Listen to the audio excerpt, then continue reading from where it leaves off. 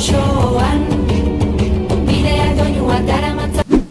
Euskalduntasunaren ikurra bakarrik ez, antifasismoarena ere bada ikurrina, eta ez dezagun ahaztu Bidasoaldeko muga gurutzatu dugun honetan, inoiz baina traba gehiago aizue, eta gaur bertan itxi egin dute berriz ere Santiagoko zubi horretako oinezkoen pasabidea. Frantziako estatuak ez du paperik gabeko inor nahi eta Euskal Herria bitan zatituta geratu da. Bien bitartean baina, Macronek patata beroa du mai gainean eta istiluak gora egiten segitzen dute. Oraingo honetan gainera Euskal Muturreko taldeak atera direlako kalera atera diren herritarren aurka ekitera.